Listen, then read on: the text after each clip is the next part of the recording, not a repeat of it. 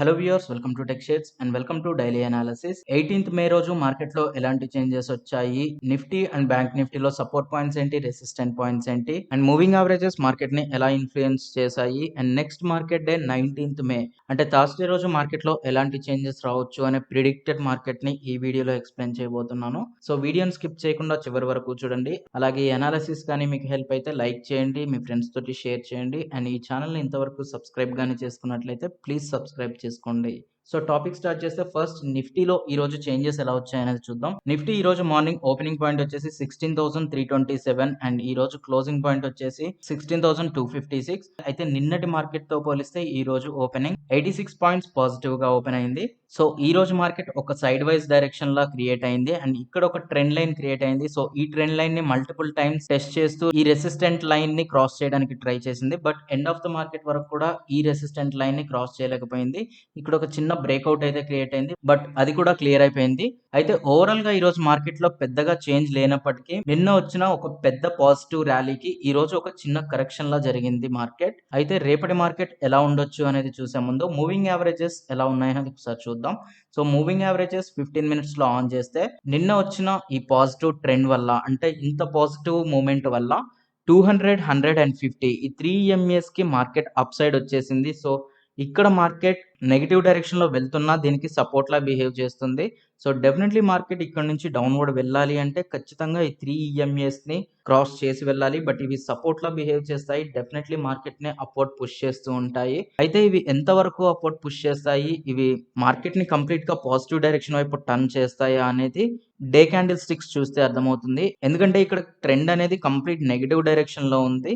ఈ bearish direction complete అయిపోయి support తీసుకున్న తర్వాతే మార్కెట్ పాజిటివ్ డైరెక్షన్ కి వెళ్తుంది. అయితే ఇక్కడ క్రియేట్ అయిన ఈ సపోర్ట్ అనేది స్ట్రాంగ్ సపోర్టా కాదా అనేది మనం ఇంకా కన్ఫర్మ్ చేయలేము. అంటే ఈ 15,673 అనేది ప్రీవియస్ గా క్రియేట్ అయిన సపోర్ట్ డే క్యాండిల్ స్టిక్స్ లో చూస్తే కనిపిస్తుంది. సో డే క్యాండిల్ స్టిక్స్ ని ఆన్ చేస్తే ప్రీవియస్ గా బేరిష్ డైరెక్షన్ కంప్లీట్ అయిన పాయింట్ కూడా ఇదే. అంటే ఇక్కడ నుండి మార్కెట్ పాజిటివ్ ట్రెండ్ తీసుకుంది.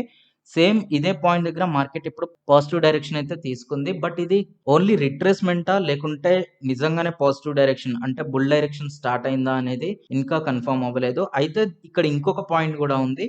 ఏంటి అంటే మార్కెట్ ఇంతకు ముందు క్రియేట్ చేసిన లోయర్ లోస్ తోటి ఇక్కడ మనకు ఒక ట్రెండ్ లైన్ అనేది క్రియేట్ అయింది. సో డెఫినెట్లీ ఒకవేళ మార్కెట్ కానీ కంప్లీట్ పాజిటివ్ డైరెక్షన్ తీసుకోవాలి అంటే ఈ పాయింట్ వరకు వచ్చి తీసుకుంటే మనం ఇక్కడ కన్ఫర్మ్ చేయొచ్చు. ఎందుకంటే మార్కెట్ ఇక్కడ లోయర్ లోస్ క్రియేట్ చేస్తుంది అండ్ ఇవన్నీ ట్రేస్ చేస్తే ఒక స్ట్రైట్ లైన్ వస్తుంది. సో జస్ట్ లైక్ ఇక్కడ ఎలాగైతే మనకి లోయర్ హైస్ ఎలా క్రియేట్ అవుతున్నాయో లోయర్ లోస్ కూడా ఈ లైన్ మీద క్రియేట్ అవ్వాలి. సో ఆ పాయింట్ ప్రకారం అయితే డెఫినెట్లీ మార్కెట్ ఈ పాయింట్ వరకు, ఈ రేంజ్ వరకు అంటే ఆల్మోస్ట్ 15,000 వరకు కూడా మార్కెట్ వచ్చి అప్పుడు పాజిటివ్ డైరెక్షన్ తీసుకుంటే బేరిష్ డైరెక్షన్ కంప్లీట్ అయ్యి బులిష్ స్టార్ట్ అయింది అనుకోవచ్చు. బట్ ఇక్కడ అంటే ప్రీవియస్ లో ఏదైతే ఉందో ఇదే పాయింట్ దగ్గర మార్కెట్ పాజిటివ్ డైరెక్షన్ తీసుకుంది. అయితే ఇది చిన్న రిట్రేస్మెంట్ మాత్రమే అనుకోవడం బెటర్. ఎందుకంటే ఇక్కడ కానీ మనం ఒకవేళ ఇన్వెస్ట్మెంట్ స్టార్ట్ చేస్తే మళ్ళీ ఈ బేరిష్ డైరెక్షన్ కంప్లీట్ అయితే ఇక్కడ వరకు మార్కెట్ వెళ్తే ఇదంతా మనం లాస్ లా బేర్ చేయాల్సి ఉంటుంది. సో ఇంకొంత టైం వరకు వెయిట్ చేసి ఉండడం బెటర్. ఎందుకంటే మార్కెట్ ఇంకా బేరిష్ డైరెక్షన్ కంప్లీట్ చేసుకున్నట్టు సైన్ అయితే లేదు. సో నిన్న వచ్చిన ఒక పాజిటివ్ క్యాండిల్ వల్ల ఈ ఎంటైర్ మూమెంట్ అనేది ఈ రెసిస్టెంట్ కి అవుట్ సైడ్ వచ్చేసింది అండ్ ఈ రోజు ఈ కరెక్షన్ లో కూడా మార్కెట్ డౌన్వర్డ్ డైరెక్షన్ రాలేకపోయింది. అయితే ఇంకా 100, 50 అండ్ 200 EMAs అనేవి డే క్యాండిల్ స్టిక్ చార్ట్ లో మార్కెట్ కి అప్ సైడ్ లోనే ఉన్నాయి. ప్రెసెంట్ ఇంకా మార్కెట్ నెగిటివ్ డైరెక్షన్ లోనే ఉంది అండ్ ఈ సపోర్ట్ పాయింట్ అనేది మనం కన్ఫర్మ్డ్ గా మార్కెట్ ని అప్వర్డ్ డైరెక్షన్ కి తీసుకువెళ్తుంది అని చెప్పలేము. సో ఇది నిఫ్టీకి సంబంధించిన అనాలిసిస్. అయితే రేపటి మార్కెట్ లో ఎలాంటి చేంజెస్ రావచ్చు, ట్రేడింగ్ లో ఏ పొజిషన్స్ తీసుకోవచ్చు అనేది చూస్తే ప్రెసెంట్ అయితే ఈ 3 EMAs మార్కెట్ ని అప్ సైడ్ పుష్ చేయడానికి ట్రై చేస్తాయి. బట్ రేపటి మార్కెట్ ఒకవేళ గ్యాప్ డౌన్ తోటి ఓపెన్ అయిందంటే మాత్రం ఈ 3 EMAs కి డౌన్వర్డ్ డైరెక్షన్ లో ఓపెన్ అవుతాయి. ఎందుకంటే ఈ రోజు చాలా వరకు 200 EMA ని టెస్ట్ చేస్తూనే ఉంది. ఒకవేళ 200 EMA సపోర్ట్ లా ఉంటే జస్ట్ ఒక్కసారి టచ్ చేయగానే మార్కెట్ పాజిటివ్ డైరెక్షన్ వెళ్ళాలి. బట్ ఇక్కడ ఇది సపోర్ట్ లా ఉంది. బట్ ఈ సపోర్ట్ ని మల్టిపుల్ టైమ్స్ టెస్ట్ చేసింది. సో ఎప్పుడైనా మార్కెట్ ఒక సపోర్ట్ ని మల్టిపుల్ టైమ్స్ టెస్ట్ చేసింది అంటే అక్కడ హాల్ట్ అయ్యి బ్రేక్ అవ్వడానికి రెడీగా ఉంది అని అర్థం. సో వన్స్ ఇది బ్రేక్ అయిందంటే చాలా పెద్ద మూమెంట్ నెగిటివ్ డైరెక్షన్ లో ఉండడానికి ఛాన్సెస్ ఉంటాయి. అయితే ఇక్కడ స్వింగ్స్ అనేవి ఈ 2 సపోర్ట్ అండ్ రెసిస్టెంట్లలో చాలా సార్లు జరుగుతూనే ఉన్నాయి. సో ఇక్కడ ఎలాగైతే ఈ 2 సపోర్ట్ అండ్ రెసిస్టెన్స్ లలో స్వింగ్స్ జరిగాయో సేమ్ ఇక్కడ కూడా అలాంటి ఒక స్వింగ్ క్రియేట్ అయింది. బట్ ఇక్కడ ఒక చిన్న ఫాల్స్ బ్రేక్‌ఔట్ క్రియేట్ అయింది. అండ్ డెఫినైట్‌లీ మార్కెట్ ఈ 2 ట్రెండ్ లైన్స్‌లోకి ఇంకా వస్తుంది. అండ్ వచ్చిన తర్వాత స్ట్రాంగ్ సపోర్ట్ పాయింట్ 15,673 అనేది బ్రేక్ అయిన తర్వాత ఇంతకుముందు చూపించిన ఆ సపోర్ట్ పాయింట్ వరకు మార్కెట్ వెళ్తుంది. సో రేపటి మార్కెట్‌లో ఎక్కువ కేసెస్ నెగెటివ్ ఉండడానికి ఛాన్సెస్ ఉన్నాయి. ఈ 3 ఈఎంఏస్ బ్రేక్ అవుతాయి. అండ్ దీన్ని ఒకవేళ సపోర్ట్‌లా తీసుకొని మార్కెట్ లోయర్ లోస్ క్రియేట్ చేస్తే చేయొచ్చు. లేదా ఈ రెసిస్టెంట్ కూడా బ్రేక్ అయిందంటే మార్కెట్ కంప్లీట్ బేరిష్ డైరెక్షన్‌లో ఈ సపోర్ట్ పాయింట్ వరకు ఇంకొక 2-3 డేస్‌లో ఈ సపోర్ట్ పాయింట్ వరకు కూడా వెళ్ళడానికి ఛాన్సెస్ ఉన్నాయి. సో ఇది నిఫ్టీకి సంబంధించిన analysis. And bank Nifty analysis observe చేస్తే సేమ్ బ్యాంక్ నిఫ్టీలో కూడా ఇదే సిట్యుయేషన్. ఈ రోజు మార్కెట్ ఓపెనింగ్ పాయింట్ వచ్చేసి 34,455 అంటే నిన్నటి మార్కెట్ పొజిషన్ కంటే 232 పాయింట్స్ పాజిటివ్‌గా ఓపెన్ అయింది. బట్ అక్కడ నుండి మార్కెట్ నెగెటివ్ డైరెక్షన్‌లో స్వింగ్స్ క్రియేట్ చేస్తూ వచ్చింది.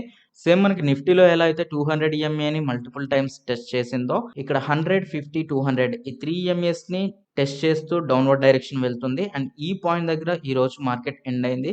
సో మార్కెట్ ఎండ్ అయ్యే టైంకి 138 పాయింట్స్ నెగెటివ్ డైరెక్షన్‌లో ఓపెన్ అయింది. నిన్నటితోటి కంపేర్ చేసి చూస్తే అంటే 0.4% నెగెటివ్ డైరెక్షన్. సో ఇందులో కూడా ఒక రెసిస్టెంట్ లైన్ అనేది మార్కెట్ డౌన్‌వర్డ్ డైరెక్షన్‌కి పుష్ చేస్తూ తీసుకొచ్చింది. అయితే రేపటి మార్కెట్‌లో ఎలాంటి చేంజెస్ రావచ్చు అంటే సేమ్ మనకి నిఫ్టీలో ఎలా అయితే చార్ట్స్ ఉన్నాయో ఎగ్జాక్ట్‌గా బ్యాంక్ నిఫ్టీలో కూడా అలానే ఉన్నాయి. ఈ 2 trend lines resistant and support మధ్యలోనే స్వింగ్స్ క్రియేట్ అయ్యాయి ప్రీవియస్‌గా. అండ్ ఇక్కడ ఒక ఫాల్స్ బ్రేక్‌ఔట్ అనేది క్రియేట్ అయింది. అండ్ రేపటి మార్కెట్‌లో ఖచ్చితంగా ఇది ఈ రెసిస్టెంట్‌ని సపోర్ట్‌లా తీసుకొని స్వింగ్స్ క్రియేట్ చేయడానికి ఛాన్సెస్ ఉంటాయి. ఒకవేళ ఈ రెసిస్టెన్స్ గాని బ్రేక్ అయిందంటే ఇంకా మార్కెట్ ఈ సపోర్ట్ పాయింట్ వరకు రావడానికి ఛాన్సెస్ ఉన్నాయి.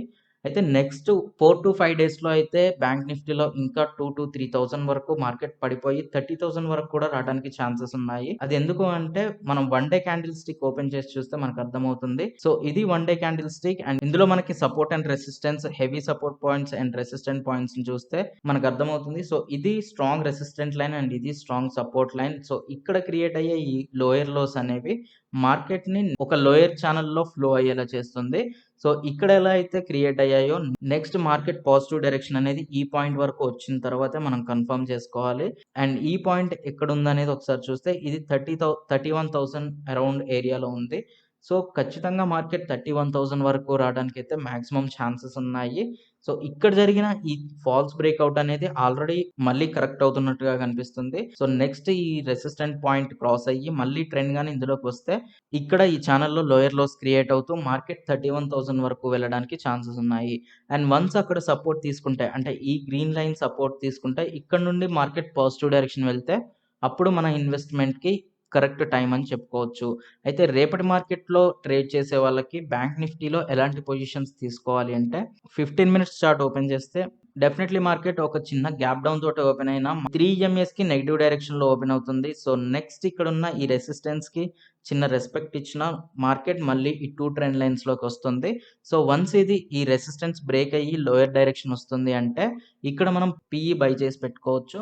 సో ఎట్ ద ప్రైస్ అంటే 33,600 దగ్గర ఉన్న పీఈ కానీ లేదా సీఈని షార్ట్ చేయడం లాంటివి చేయొచ్చు. లేదా మీరు ఫ్యూచర్స్‌లో ట్రేడ్ చేయాలి అనుకుంటే ఈ పాయింట్ క్రాస్ అయిన తర్వాత మీరు ఫ్యూచర్స్‌లో బ్యాంక్ నిఫ్టీని షార్ట్ చేసి పెట్టుకోవచ్చు.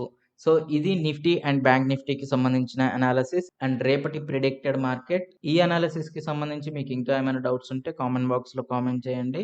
అలాగే ఈ అనాలిసిస్ కానీ మీకు హెల్ప్ అయితే లైక్ చేయండి. మీ ఫ్రెండ్స్ తోటి షేర్ చేయండి.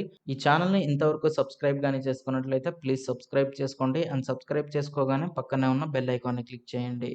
Thanks for watching.